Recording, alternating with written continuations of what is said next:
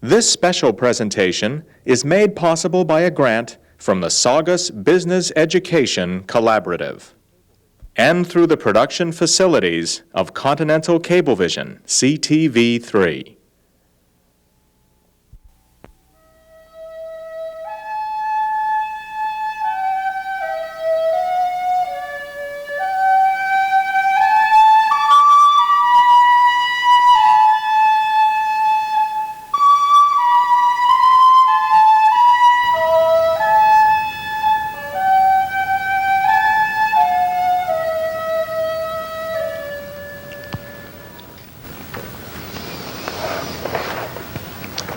Hello everyone, I am the old traveler.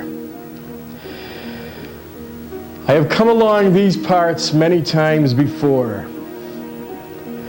When I first arrived in this town of Saugus, or Saugus as you now call it, it was quite a different place than it is today.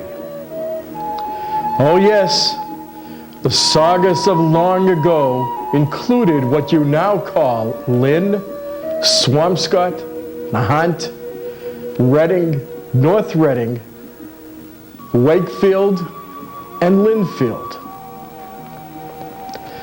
A lot of you probably think that the town of Saugus got its name from the Saugus River. Oh, our Native American friends called that winding river Abuset. You see, Saugus means long and extended. And these stalwart individuals gave this name to what is now the Lynn and Nahant beaches. By the time my old friend Parson Roby came along, this entire area was known as Lynn. I'm sitting inside the Ironworks house, which is one of New England's oldest houses. Oh, if this venerable structure could talk, what a story it could tell. Our story begins in 1629 with a note written by one of the first settlers in this area. And this is what the note said. Application was made for a place to set down in, upon which Mr. Endicott, the colonial governor, did give me and the rest leave to go where we would, upon which we went to Saugus, and there we met Sagamore James and some other Indians, who did give me and the rest leave to dwell there or thereabouts. A year later, John Winthrop sailed from England with hundreds of Puritans, arriving in Massachusetts with a charter from King Charles I, which led to the further settling of the areas which we now call Boston, Watertown, Medford, Roxbury, Salem, and of course Saugus. Two individuals making their homes in Saugus at the time were Thomas Dexter, who settled on the site of the ironworks, and Adam Hawks, who settled in the north part of Saugus. The same year, the first political mention of Saugus was made when John Taylor was appointed to the first General Court of Massachusetts.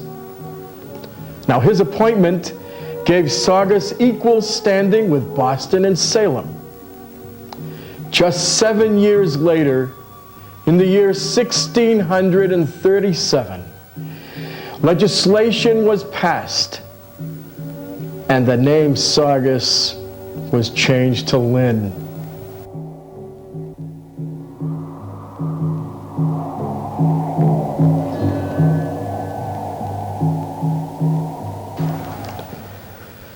Now, some years later, in the 1640s, this famous Anchor Tavern was built in what is now called Washington Square in East Saugus. The old tavern, called the Anchor, was the center of interest for the colonists, as well as the only public place where food and drink were served. I spent many an evening eating and drinking with my friends and exchanging many a story. While it prospered for 170 years, and its patrons were some of our most prominent men. Joseph Armitage, the first proprietor, named it the Anchor Tavern. The records of that day lead us to believe that Armitage served a beverage and cakes to Governor Endicott and Governor Bradstreet. Many, many years later, in 1773, Jacob Newhall became proprietor of that tavern. But he changed its name to the Rising Sun Tavern. We are further told that George Washington stopped at the tavern in 1788. And 4 years before that, General Lafayette did likewise. During the Revolution, soldiers and sailors also made the tavern their headquarters. Now in the year 1800, the tavern and the entire farm again entered the possession of the Ballard family. Years later, in the 1830s, it was torn down to make way for the new street, Lincoln Avenue. From 1646 to 1650, the construction of the ironworks was begun on the banks of the Saugus River. Richard Leader successfully supervised the building and operation of a furnace, a forge, and a slitting mill. A village came into existence, and the village was named Hammersmith, after the town in England where so many of the iron workers had come from. Hammersmith was a company town. Perhaps this was the first company town in America. Well, there's nothing like a local legend to add a little excitement to the history of a town. This Saugus legend dates all the way back to the days when pirates sailed the seas with all kinds of treasures aboard.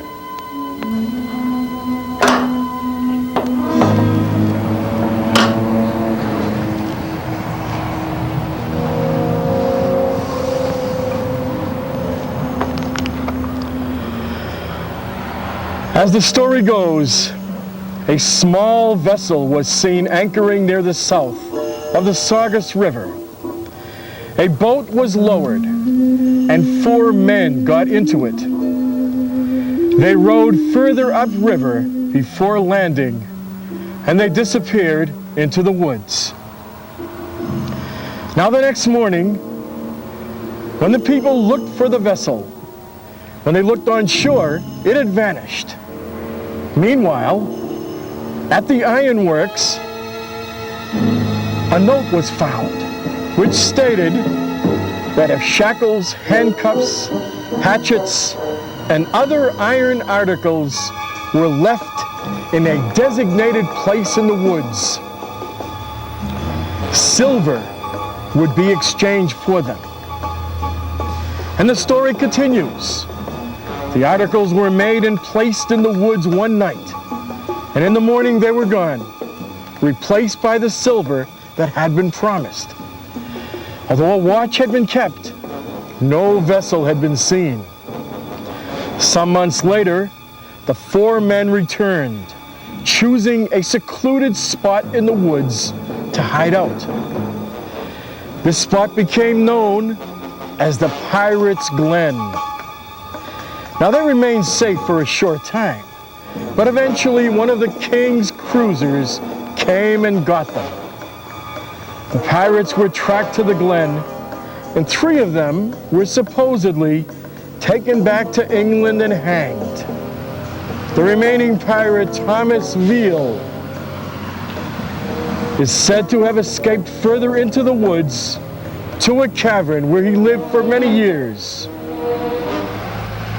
Now in 1658, an earthquake occurred in that area, sealing Veal in that cave forever, where he perished and was lost for all time.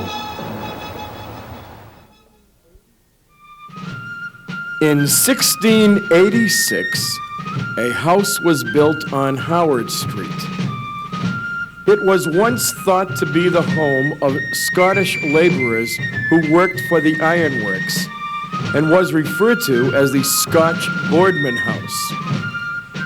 People who lived in this house often told stories of the ghostly images they saw and of the sounds of moaning and groaning that they heard. Today, the house has been identified as a farmhouse, built by William Boardman over 300 years ago, and probably was not used for the housing of Scottish laborers. The house contains wide board floors and panel work. The chimney is huge, and there are fireplaces in each room. A lean-to was added to the rear of the building. The house is an excellent example of the projecting upper-story colonial house built in the late 1600s, and is still in existence. Over the years, the boundary lines around this historic house have changed, placing it in 2 different counties, Suffolk and Essex, and in at least 4 different towns, Boston, Lynn, Chelsea, and Saugus. The Boardman House is now owned by the Society for the Preservation of New England Antiquities, and it is open to visitors, but only by appointment. Along with the ironworks period, the lore of Appleton's pulpit begs for our attention. We are told that in 1687, 88 years before the beginning of the American Revolution, Major Samuel Appleton of Ipswich made a speech on the rock overlooking Appleton Street, in which he denounced the tyranny of the royal governor, Sir Edmund Andros. A watch was stationed on the hill to warn the fearless Appleton of any approach of the British Crown officers. Major Appleton must have been very brave and very courageous to take such an unpopular stand at that time on the very same issues which later became the framework for the Declaration of Independence. I'd like to talk to you about my old friend, Parson Roby. I'm sure you've all heard his name, for it is quite familiar in your town. The Roby School, which is now the school administration building, was named after him as well as the old Roby elm tree, which stood for many years on Main Street. Oh, I remember Parson Roby well, especially during those dangerous and exciting days of the American Revolution. I can see him now going to church with his musket under one arm and his sermon under the other. He was a fiery and powerful voice speaking for freedom and independence. It was probably because of his efforts that Saugus did her part in the Revolutionary War. In fact, Saugus sent the largest group of patriots in the entire area to fight for liberty and independence. After the war, our country was no longer part of England. We were now the United States of America. George Washington became our first president. When President Washington journeyed through Lynn, it was my old friend Parson Roby who had the honor of introducing him around at the Newhall Tavern. Parson Joseph Roby was born in 1724, 8 years before George Washington. When he began preaching in 1749, Saugus was still a part of England. He was the minister of the West Parish, as Saugus was then called, for 53 years, until he got sick while he was right in the middle of a sermon. Oh, my poor old friend. He lay sick in bed for 5 months, and he died on January 31st, 1803. And for everyone in Saugus, losing Parson Roby was like losing an honored and faithful friend. Or right here in the old cemetery in Saugus Center, where so many of our friends who fought and died for their country and helped make Saugus great, we find the burial place of Parson Roby. He was laid to rest near the church he loved, and on his tombstone is written these words: "Through life, a lover of learning and virtue, a sincere friend, a kind and affectionate husband and parent, and a devoted Christian. By constant practice of the Christian and social virtues, he rendered himself beloved and respected in the various walks of domestic life. Reader, wouldest thou be honored in life and lamented in death, go and do likewise." Now, up until 1738, and that was when George Washington was only 6 years old, people from Saugus had to go all the way to Lynn to worship in church. They prayed in the old parish church on the Lynn Common. Now, in 1738, a new church was built in Saugus, and this church was known as the Third Parish of Lynn. And now, people began to think of Saugus as a town separate from Lynn, because now they had their own church. Now, this church was not a big and fancy place. In fact, it was very plain and simple. All it had was a pulpit for the minister, a wooden floor, and some hard seats. The women sat on one side, and the men sat on the other side, because going to church was a serious matter. Now, I don't want you to think that all Parson Roby did was preach long sermons, carrying a gun.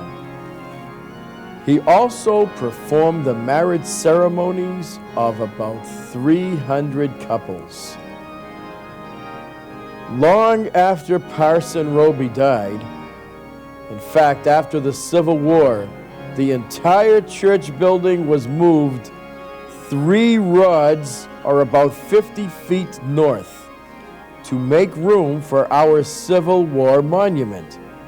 And there it stood until the 1950s. Now in 1825, two groups of people in that church had a big argument. They argued about religion and how to worship. Now one group, called the Orthodox, left the church and built their own around 1836. The building was made of stone and had lasted a long time. In fact, the building is still standing. The church didn't last a very long time, though. The church building became Stalker's store and the center post office. And today, that very same building is the Park Press on Main Street. As the years passed, additional churches were built to serve the needs of the people. And many of those churches still stand today. And these churches were the East Saugus Methodist Church on Chestnut Street, the Cliftondale Methodist Church on Lincoln Avenue, and that church was rebuilt after a fire back in 1915. The Saugus Center Methodist Church on Main Street, opposite Vine, St. John's Episcopal Church on Central and Prospect Street, the Cliftondale Congregational Church on Essex Street, which was rebuilt after a fire in 1935, the Saugus Center Congregational Church on Central Street, St. Margaret's Catholic Church on Lincoln Avenue, the North Saugus Union Church on Walnut Street, the First Parish Universalist Church on Main Street and Summer Street, and the Church of the Nazarene on Essex Street. Now, I want all of you to know that Parson Roby was not the only person from Saugus who played an important role in the Revolutionary War. During that war, a group of Saugus soldiers would often drill and practice at Jacob Newhall's Tavern in East Saugus. Captain David Parker was in charge of this unit. Now, I know all of you have heard of the shot that was heard around the world, but I bet not many of you know that nearly 100 Saugus men joined the Patriots from neighboring towns and fought like heroes to make our country free and independent. If you go to the old burial ground in Saugus Center, near the grave of Parson Roby, you will see a monument which lists the names of all these brave men of Saugus who fought against the British during the Revolutionary War. In fact, some of those men are actually buried in the very same cemetery. Around the year 1770, at Pranker's Mills, a dam was made on land just beyond here, beyond this road. The land was excavated and a canal was built by Ebenezer Hawks. He operated a grist mill and a sawmill. Benjamin Sweetser bought the property next and began the manufacture of chocolate. Edward Pranker came to the site in 1838 and manufactured wool there for many years.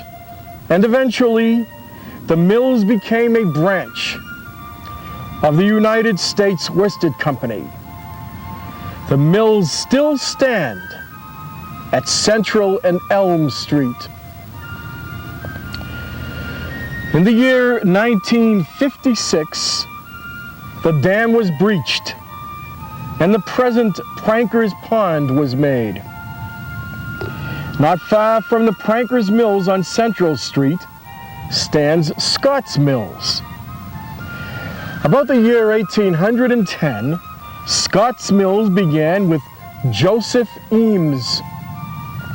Eames ran the mills for several years until a fire destroyed one building. He then sold the property to Francis Scott of Salem. Scott reconstructed the factories and began the successful manufacturing of flannel, of which my hat was made. When Francis Scott died, his son Andrew took over the business. In North Saugus, linen and snuff were manufactured. Believe it or not, there was another ironworks, and this was also maintained by John Gifford after his quarrel with the original ironworks. Later, Howlett's Mill was built on this site. The town of Saugus has many natural attractions which make it such a beautiful and unique place. Breakheart Reservation, the Golden Hills area, Hawks Pond, Birch Pond, Walden Ponds, the Saugus River, and of course, the Salt Marsh. It also has man-made attractions, such as Route 1, which actually divides the town in half. A long time ago, Route 1 was known as the Newburyport Turnpike. Sometimes it's still called that. It was built around 1805 on what used to be an old dirt road. About 4 miles of this highway run right through the middle of the town of Saugus. Many very famous people have traveled this pike, some on foot and some in vehicles. The Newburyport Turnpike was later designated as part of United States Route 1. And this road runs all the way from the Florida Keys north to the Canadian border. Today, Route 1 is probably most famous for its neon signs and its structures which advertise a variety of restaurants, stores, motels, and other businesses in the area. This is certainly a part of Americana. Route 1 has earned itself a place in the history of the town of Saugus. The first part of our journey has ended.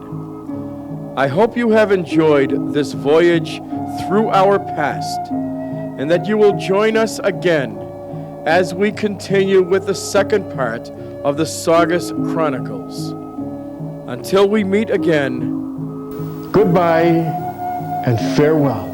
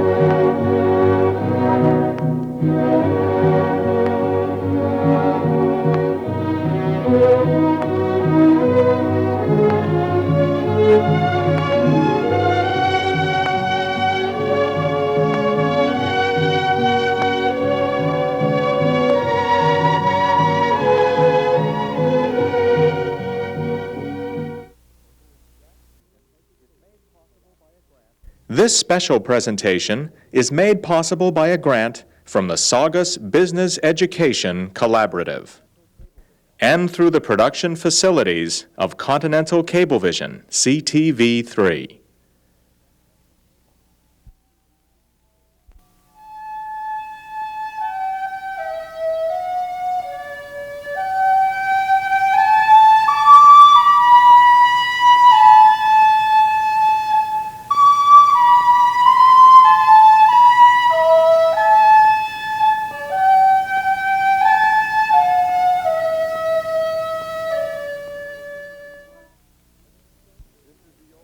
Hello again, everyone. This is the old traveler once again, extending my welcome and good wishes to all my good friends in Saugus. Please join me as we continue on our journey to explore the historical places and lore of our town. The old village of Cliftondale was once known as Sweetzer's Corner. And during that time, it was the location of a very, very important industry, tobacco. Snuff, that's the stuff I told you that people used to stuff in their noses, and cigars were also manufactured on this site. The Sweetser family for many years were responsible for creating a profitable manufacturing climate for the area. Today, a plaque can be seen right in Cliftondale Square, right on the Rotary, honoring those who served in the Revolutionary War. And this was partially donated by the Sweetser family. The Sweetser School was also named for this Sweetser family. The Sweetser School was removed when it was no longer needed as a school, and public housing was built on the site, and it was called Sweetzer's Corner. The Cliftondale Square area really hasn't changed much in the last 100 years. The Smith Building on Lincoln Avenue was constructed in the early 1900s, and it looks just about the same as it looked 90 years ago. On the other side of the Rotary, which, by the way, at one time was much larger, stands the row of buildings called Merchants Row. And again, if you look at an old photograph of this area, taken 70 years ago or so, there's very little difference. Around the year 1808, an Englishman named William Jackson, for whom Jackson Street was probably named, bought a farm in this part of town. He discovered clay on his land, and he said, "I know what I can do with this clay." He began the manufacture of brown and red earthenware.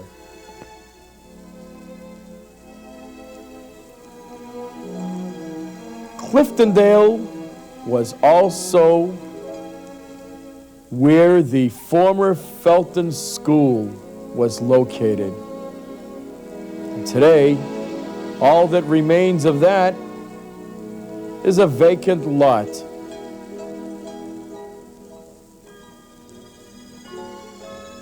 And the Felton School and the street were named after the distinguished scholar of his time, Cornelius Conway Felton. Cornelius Felton's father was a toll collector on the Newburyport Turnpike, where the younger Felton often helped him collect the tolls. Cornelius Conway Felton eventually became the president of Harvard College, the most important college in America and the very first college in America. Today, the dinosaur at the Route 1 miniature golf course stands right on the site of the old toll house. The country house of Colonel William Tudor was called Rockwood, and it was built many years ago on the site of the present Saugus High School. Now, Colonel Tudor was a Revolutionary War officer, and he was a good friend of General George Washington. In 1805, Colonel Tudor's son, Frederick, began the ice trade in New England by loading a schooner, a large sailboat, with ice and shipping it to Martinique. His ice house was probably located on Stevens Pond, where his father owned a lot of land. Other ice houses which were built in Saugus were Fisk's Ice House and Sawyer's Ice House at Lily Pond. The ice exporting business started by Tudor grew and prospered in Saugus for many years. Another beautiful and distinguished house in the old Cliftondale area is that of Dr. Abijah Cheever on Essex Street, near the corner of Vine Street. Dr. Cheever was a surgeon in the Revolutionary War, and he was also a scholar and a representative in the Great and General Court. The exterior of the house, that is the outside of the house, looks very much the same today as it looked in the 1800s when Dr. Cheever built it. Now let's go to East Saugus. There are two very important places in East Saugus which made it quite famous. First, the Old Tavern, which we have already mentioned, and the mill. Now, when the early settlers began to arrive in East Saugus, William Ballard was probably one of them. His 60 acres of farmland constituted the village of East Saugus. Mr. Ballard had two sons, John and Nathaniel, and they later divided the property between them, and they kept it in the family. And as you can probably guess, the Ballard School and Ballard Street were named in honor of the Ballard family. In the year 1721, a tide mill was built at the bridge in East Saugus. A few years later, a corn grinding mill was built. This mill property was active for more than 200 years. Later, George Makepeace rebuilt the mill and began the manufacturing of snuff. His nephew followed him in the business, and for half a century, Makepeace snuff was prosperous. People loved it. And this was the beginning of industry in East Saugus. Sometimes afterwards, the manufacturing of chocolate began and became a very successful business. Chocolate made in Saugus was soon to become famous throughout the country. And even today, I have never met a person from Saugus who didn't love chocolate. Now, other businesses sprang up in the area, such as coffee and spice mills. Also, leather and shoe manufacturing and stockers' brickyards. We should also mention the lower landing in East Saugus, right at the foot of Ballard Street. This was built in 1850 from what was then the old Boston Road, and now we call it Lincoln Avenue, all the way to the Salem Turnpike. Did you know that there was a ferry which crossed the river at the lower landing? Now, the Lynn side was known as Needham's Landing, and the Saugus side was called Ballard's Landing. Today, that busy Saugus Harbor contains one of the largest lobster fleets in New England.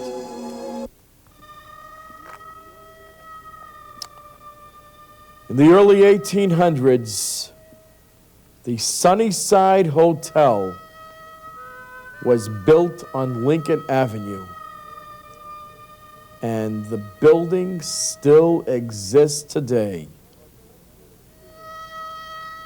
For many, many years, tales circulated around the town about the haunted room. It was said that spirits lived in one of the rooms of the Sunnyside Hotel. In the year 1861, the Civil War began with an attack on Fort Sumter. The rebellion continued, and President Abraham Lincoln was forced to summon soldiers to defend the Union. 163 men from Saugus enlisted, and 8 of these were in the Navy. If you'd like to know the names of all those people, those soldiers and sailors who served in the war between the states, you can see them inscribed on bronze tablets on the Soldiers' Monument in Saugus Center. This monument was a gift of Henry Hone, whose son was killed in the Civil War. If you look at the monument, you will see that it has a Greek goddess high on top, holding the United States seal at her side. Now, facing the ocean is the statue of a sailor, and facing the land is the statue of a soldier. One of the most outstanding Americans who served with distinction during the Civil War was Gustavus Vasa Fox. He was born in Saugus in the year 1821, and he became President Abraham Lincoln's Assistant Secretary of the Navy. He is said to have been instrumental in promoting the use of ironclad monitors used in the Civil War. These were ships which looked nothing like the sailing ships which were used mostly by both the northern and southern fleets. These monitors were very strange looking. They were made of iron, and they sat very low in the water, and most of them had just one gun turret with two guns, two very large cannon. And they proved to be almost impossible to sink. The warship, the USS Saugus, was named in his honor. This ironclad monitor, which displaced 2,100 tons, served with distinction during the last year of the Civil War. After the Civil War had ended, it has been said that Gustavus Fox was instrumental in negotiating the purchase of Alaska from Russia. Most people associate that purchase with Secretary of State Seward. In fact, it was called Seward's Folly because it was thought that to pay $7 million for a piece of worthless land up north was certainly a folly. And of course, today we know differently. A local historian described Fox as follows. He was a man of great intelligence, accomplishment, and ability. No one rendered more valuable service to the Navy and to the whole country during the Civil War than he did. Now, I bet a lot of you are wondering how boys and girls went to school way back in the time before we had public schools. Believe it or not, school was held at people's homes, since there were no buildings around for that purpose. Now, in the 1800s, the Old Rock Schoolhouse and the Mansfield School were built in East Saugus. They were followed by the building of a schoolhouse in Saugus Center around 1821. Believe it or not, this pretty white schoolhouse is still standing, and it is in use today. It is the oldest public building in the town of Saugus. In 1822, the Reverend Joseph Emerson of Beverly brought a school for girls to Saugus. It was located in a small building on Main Street. Do you know that this was one of the very first schools for girls in the United States? Hey, I bet some of you girls today would have liked this school because the school year consisted of just 2 terms of 3 months each with a 2-week vacation in between. That left almost 6 months of the year with no school. No wonder so many girls wanted to go to school there. Unfortunately, an outbreak of a terrible disease called typhoid occurred and several students died. And in a few years, the school closed. Today, the building is still standing, and it's used as a private home. It is noticeable because of the enclosed porch with glass windows, which has been added to the front and side of the house. This house stands right next to the entrance to the Saugus Commons on Main Street. As for the Reverend Emerson, a school was named after him, which still stands today on Lincoln Avenue.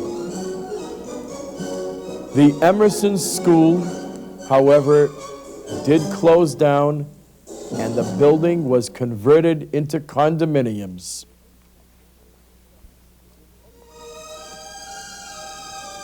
In 1837, a unique moment in history occurred when the government actually had a surplus of money in its treasury and decided to return the money to the taxpayers. The town of Saugus received about $2,000, and in 1837, $2,000 was a princely sum. Well, after much discussion and debate, the townspeople decided to build a town hall in Saugus Center. I have to tell you that the folks from East Saugus were not pleased with this idea. In fact, they were so angry that they threatened to leave Saugus and be annexed to Lynn. Fortunately, their efforts to separate from the town were not successful. And the final result was that the first water pipes installed in town were put in East Saugus. The old town hall was used for town meetings until 1875. And in 1875, the present town hall was completed. This new structure was much larger than the old town hall. And this served as the center of town government. But the old town hall was not through yet. It was used for a school, and eventually it became the town library. The building was moved from Main Street when construction of the Roby School began, and it was moved all the way to Taylor Street, where it still stands as the American Legion Building, Post 210. As the years passed, many more people lived in Saugus, so additional schools were built to serve the needs of the town. Many of these schools still stand today. They are the Cliftondale School, which was once called the Bond School in honor of an old Saugus family. Also, the Old Armitage School, which was originally built on the corner of Essex and Pleasant Streets, and later moved across the street to 217 Essex Street. Now, this Old Armitage School was named after a longtime teacher, Laura Armitage, and it was built of wood. Now, after it was moved, a new brick school was built on the site.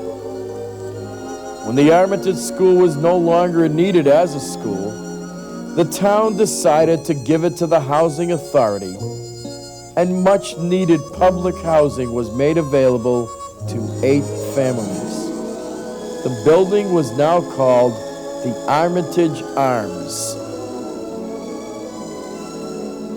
Another of these original schools was the North Saugus School. The building is still standing, but it was converted to business condominiums. It's located at the intersection of Water Street and Walnut Street. In 1918, the present-day Saugus Library was built with a generous grant from Andrew Carnegie. Andrew Carnegie was one of the richest men in America, and later in life, he used his enormous fortune to help fund public works, buildings like libraries and museums. And Saugus was very fortunate to get a grant from this same Andrew Carnegie so that we could build our present-day Saugus Library. Now, around that time, a new post office was built in Cliftondale Square by the federal government, and the 3 branch offices were closed. And then the new fire and police stations were built right in Saugus Center. I bet you're wondering how people got around when Saugus was young, before there were cars or buses or trains or planes. Why, we didn't even have rollerblades or skateboards. Although even if we had them, it would have been pretty rough going on our roads. What we did have were horses, stagecoaches, and our own 2 feet. Well, long trips were very uncomfortable and sometimes very dangerous.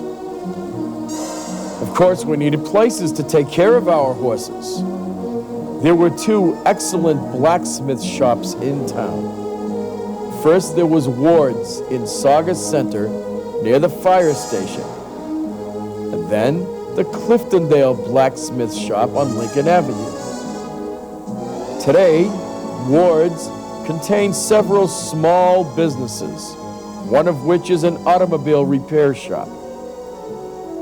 When railroads came along, stagecoaches went out of business because it was a lot faster and more comfortable to travel by train. The Saugus branch began operation in 1854 as part of the old Eastern Railroad Company. That railroad line ran from East Saugus to Malden.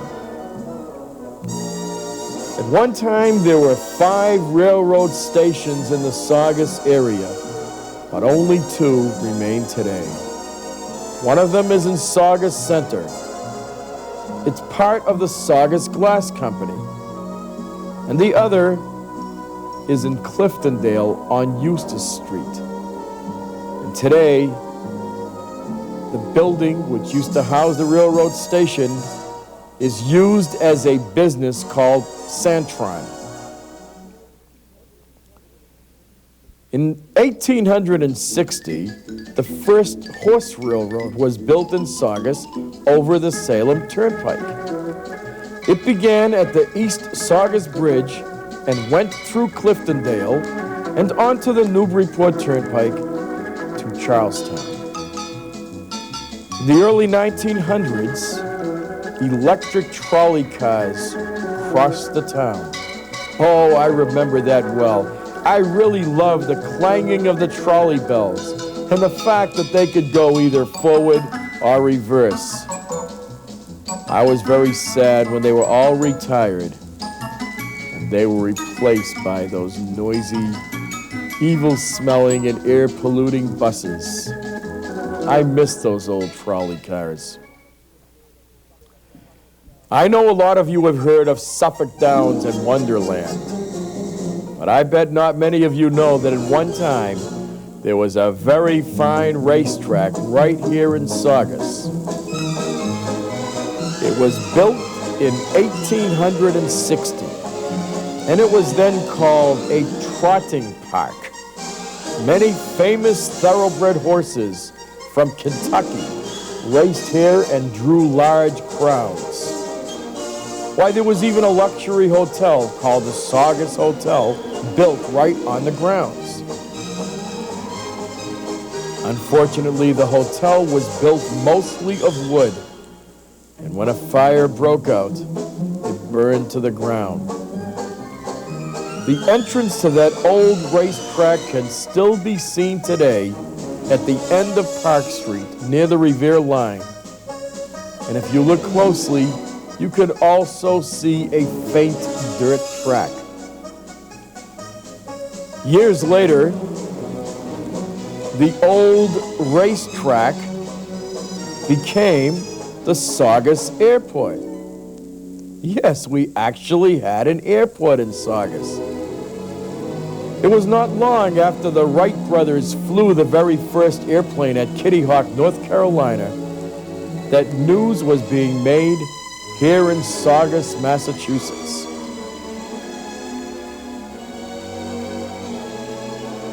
One of the very first airmail flights in the United States occurred here when an airplane took off from the Saugus Airport and dropped a pouch of mail on the Boston Common. This spectacular event happened in the year 1912. Now, mail was also sent by air to Lynn for a few days, where it was dropped and then carried to the Lynn post office. The airplane which flew these historic airmail missions was made of wood and cloth and traveled at an average speed of about 45 miles per hour. Some say the fearless pilot was Harry Atwood. We should all be proud that Saugus was one of the pioneers in airmail and transportation in the United States. Today, the water is rushing over the dam at Pranker's Mills, flows no more. The clanging of trolley cars up and down the streets of Saugus has been silenced. The old Newburyport Turnpike is no longer just a dirt road, but instead a superhighway. The old racetrack is overgrown with weeds and grass and blends into the valuable salt marsh.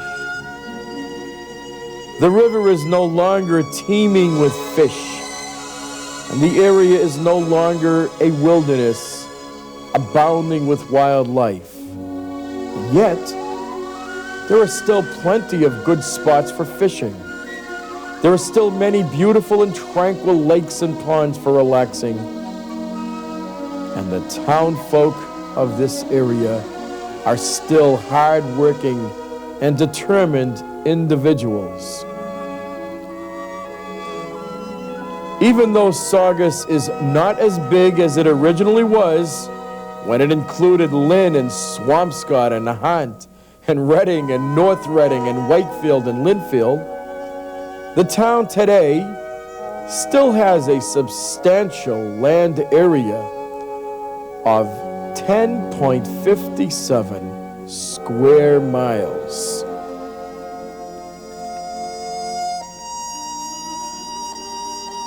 Montuwampet and other Native American friends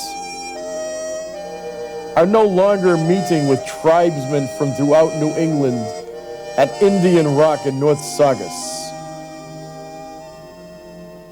But a rich Native American influence still exists, can be seen on the beautiful town seal designed by Alonzo Lewis.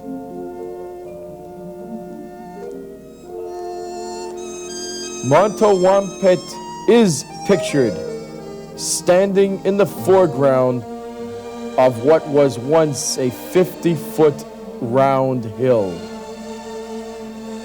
The landmark cedar tree in the rising sun symbolize the beginning of a new day. Lastly, the mural, the founding of Saugus, holds for us an indelible memory of the past.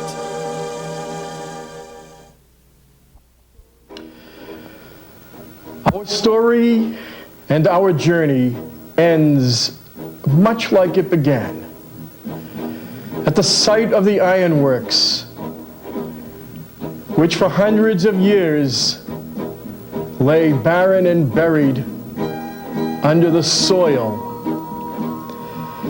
It was due to the efforts and hard work of many individuals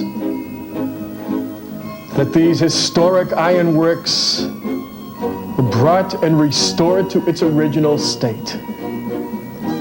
When Wallace Nutting began work restoring this ironworks house in the early 1900s, it was hardly recognizable. Later, he was followed by the first Ironworks Association, which unearthed the plant site and opened the restoration to the public in 1954. 15 years later, the Saugus Ironworks was turned over to the National Park Service, where it can be enjoyed by everyone today. I hope that you have enjoyed this journey through the centuries, and that you will come away with a greater appreciation and understanding of the history and legends of this wonderful old town called Saugus. Goodbye and farewell.